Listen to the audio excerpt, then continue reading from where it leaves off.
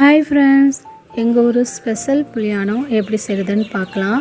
நீங்கள் ரசம் சொல்வீங்க, நாங்கள் புளியானம் சொல்லுவோம். அதுக்கும் இதுக்கும் ரொம்பவே டிஃப்ரெண்ட்.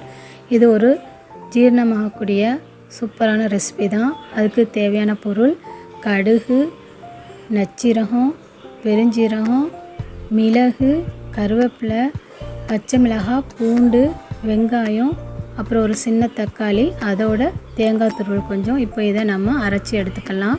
ஃபஸ்ட்டு ஒரு ஜாரில் கடுகு, மிளகு, நச்சீரம், பெருஞ்சீரகம், உப்பு, மஞ்சள் இதை கொரு நம்ம அரைச்சி எடுத்துக்கலாம். அதுக்கப்புறம் மிச்சம் இருக்கிற தக்காளி, வெங்காயம், பூண்டு, கருவேப்பிலை எல்லாத்தையும் அதையும் இதில் சேர்த்து நம்ம கொருன்னு அரைச்சி எடுத்துக்கலாம். பட்டு போல் அரைக்க வேணாம். புளியான காய்ச்சறதுக்கு ஒரு 1/2 hourக்கு முன்னாடியே ஒரு லெமன் சைஸ் அளவு புளியை ஊற வச்சுருந்தேன். அதையும் 2 தண்ணி நல்லா புளிஞ்சு எடுத்துக்கிட்டேன். இப்போ எப்படி செய்கிறதுன்னு பார்க்கலாம்.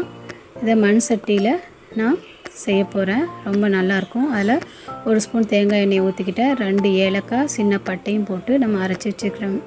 இதையும் அதோடு சேர்த்து ஜிஞ்சர் பேஸ்ட்டும் அதில் சேர்த்துக்கிட்டு நல்லா வதக்கிக்கலாம். ஒரு மணம் வந்ததும் நம்ம கரைச்சி வச்சுருக்கிற புளி தண்ணியை அதில் மண்டி இல்லாமல் ஊற்றிக்கோங்க. அப்புறம் தேவையான அளவு தண்ணியும் சேர்த்துக்கலாம்.